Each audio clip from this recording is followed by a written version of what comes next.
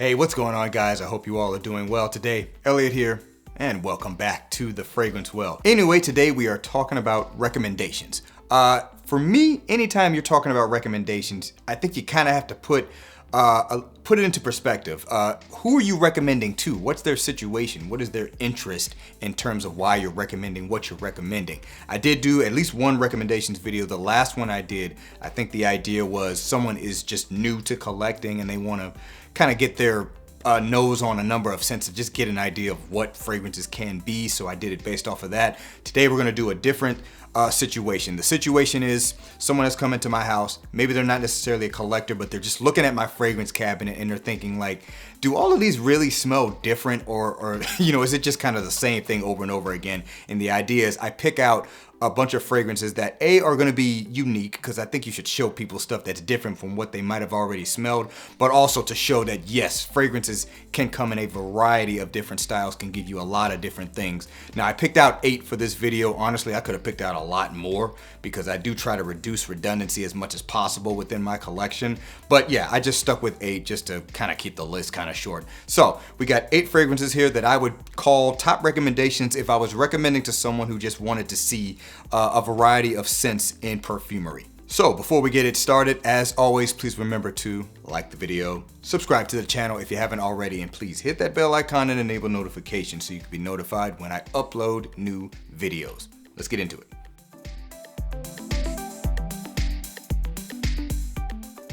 All right, so we're gonna start it off with one from the house of BDK Parfums, and this is Gris Charnel Extrait. BDK Parfums, Gris Charnel Extrait. Okay, so main reason I decided to put this one on the list. Number one, it's just an amazing smelling scent. First off, you know, like I said, while I do want to show variety in scents, I also just want to maybe share something with the person that I know they probably haven't gotten their nose on, and I would imagine that this is probably one that would probably surprise them. This is a creamy fragrance overall, good amount of cardamom, giving a fresh spice, fresh and sexy warm spice to it. Also with the fig, you just kind of get that creamy, watery fig feel that you get from fig, and also a lot of vanilla in this, but it's not a ridiculously like candied sweet vanilla, so this beautiful sweetness to it, very creamy fragrance overall. Good amount of sandalwood kind of lending to that creaminess. It's not the only thing lending to it, but overall this is just a scent that, you know, most people have just not gotten their nose on something like this, and this is just to kind of show like, hey, this is what I would call some of the best of perfumery you can get in terms of a fragrance that is so enjoyable, but is also unique, doesn't smell like everything else out there. Stylistically, this is kind of giving a lot of things. It's giving spice, it's giving fruitiness to an extent, it's giving sweetness, it's giving creaminess, it's giving you a lot of different things. So this fragrance is a lot of things rolled into one. It doesn't necessarily sit down one particular path, but it is unique in the sense of what most people have gotten their nose on. Once again, from the house of BDK Parfums, this is Gris Charnel Extrait. All right, next one's coming from the house of Christian Dior. We've got Dior Homme Parfum. Dior Homme Parfum. So, should be pretty obvious why I chose to put this one on the list. This is to feature the note of iris, basically show him like, hey, this is a sector of fragrances called iris focused fragrances, and this one, I'll be honest, this is probably not the best one to show somebody who's new to fragrances, but this one's my favorite, so that's why I chose it. Obviously, this is more of the lipsticky, makeup-y type of iris. The powdery form of iris does have an underlying sweetness to it, and with this particular version, features a pretty strong note of leather and kind of a woody base to it. Also a little bit of patchouli mixed in there. It's a very deep and heavy iris fragrance, but you know, the thing is, good chance they haven't gotten their nose on something like this, particularly the Parfum. Again, I've got quite a few varieties of iris fragrances in my cabinet, ones that are probably a little bit easier to digest than this one is, but like I said, this one's just my favorite as of me shooting this video, so I might as well show them the one I think is the best. Once again, from the house of Christian Dior, we've got Dior Homme Parfum. All right, next one's coming from the house of Arabian Oud. This is Majestic Woody Intense. Arabian Oud, Majestic Woody Intense. So there's 2 things you're getting from this fragrance that, you know, separate it from what else I have on this list. Number one, you're getting Middle Eastern style fragrance, which doesn't completely separate it from everything I have, but that is a new style of perfumery I haven't featured yet on the list, so the person would say, yeah, that's definitely different. And in particular, this one does feature a note of oud in it. It's not the most oudy fragrance I have in my cabinet, but it does give them oud in a way that is at least digestible initially, without it being the, you know, more westernized style of oud. So this one here, you're getting kind of a balsamic fruity feel, a little bit of spice, but not much. It's more a kind of a sweet, light oud fragrance, kind of a transparent oud, if you will, maybe a little bit more on the resinous side, not so funky, not kind of hay-like or earthy, not the heavy woody type of oud, but there's some other woods in here too to give it kind of a woody base, so it's sweet and woody overall. This fragrance smells amazing in my opinion. It has definitely more of a sexy vibe to it, more of a palatable vibe while still staying in the Middle Eastern perfumery lane, if you will. Yeah, I just figured this fragrance would give them a sense of what an oud fragrance could be without the oud being overwhelming. So once again, from the House of Arabian Oud, this is Majestic Woody Intense.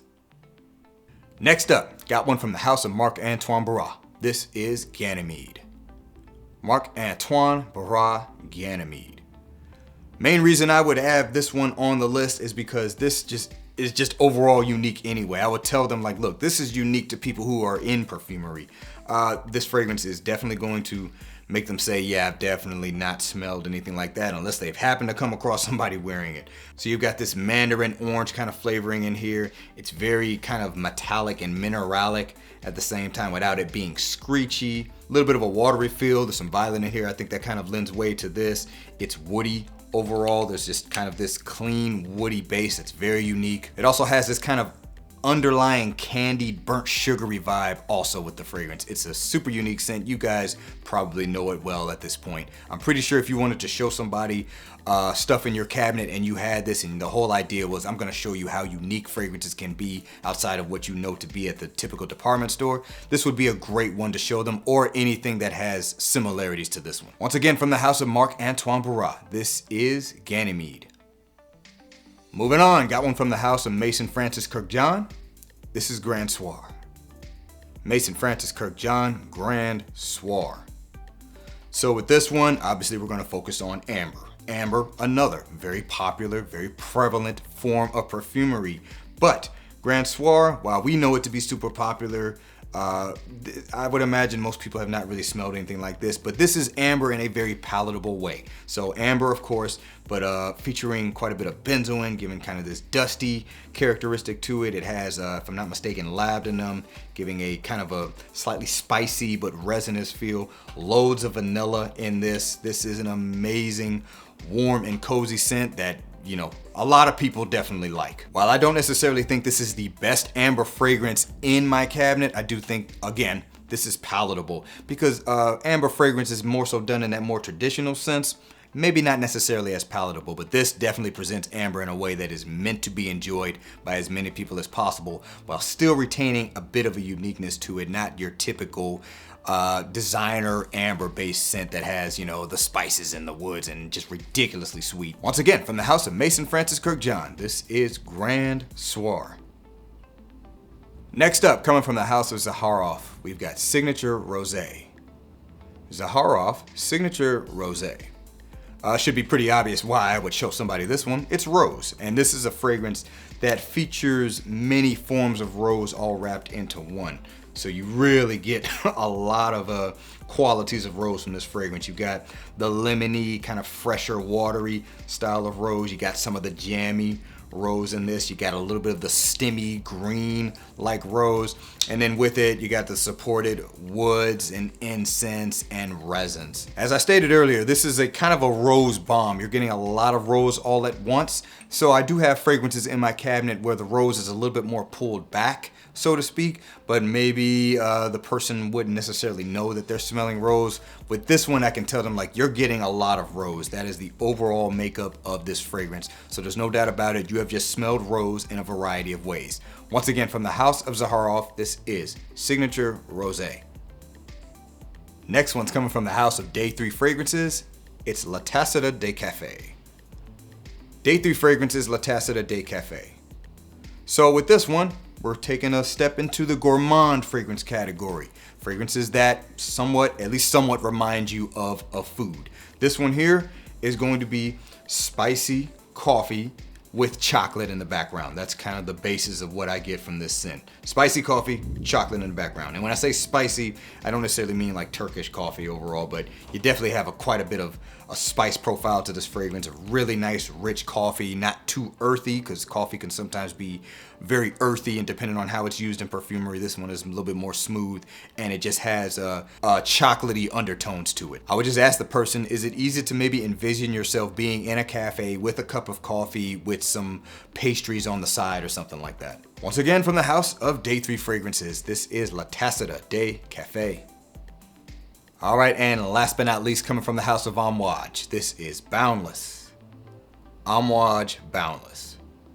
The reason this one is on the list, again, we're giving some Middle Eastern perfumery. Homme, obviously one of the most popular Middle Eastern fragrance houses, but also just something that's unique. I seriously doubt anybody who's not into fragrances, and many people who are into fragrances have necessarily smelled a DNA quite like this, depending on where you're from more so than anything. So this is vanilla surrounded by sparkly spices, cardamom, ginger, and giving this kind of effervescent vibe, and then also surrounded with just a combination of rich exotic woods and resins and incensey notes. And the vanilla in this is not like food grade vanilla. For me, it's a little bit more of a natural smelling vanilla before you've had a lot of sweetness added to it, a lot of sugars added to it, almost like the vanilla bean pod. Vanilla as a scent is a very familiar thing. So if I'm gonna show someone something that they haven't smelled before, I gotta give them vanilla in a way that maybe is not so familiar to them. This fragrance here definitely gives that, in my opinion. Once again, from the house of Homme, this is Boundless. All right, guys, that is gonna do it for this video. That is 8 recommendations I would give to someone who saw my fragrance cabinet, is not a collector, and just simply ask, do all of these fragrances smell the same, or are there differences with them? So let me know down in the comments below if you were in a similar situation, what's 1 or 2 fragrances you might recommend, or better yet, if you just wanted to show someone who's not a fragrance collector a fragrance that would just absolutely throw them, blow their mind, say like, I didn't even know they made fragrances like this, what would you show them? Looking forward to seeing what you guys have to say. Thanks again for watching all the way until the end. I really do appreciate you guys. Please remember to be well and smell well. And I will see you in the next episode of The Fragrance Well. Have a good one.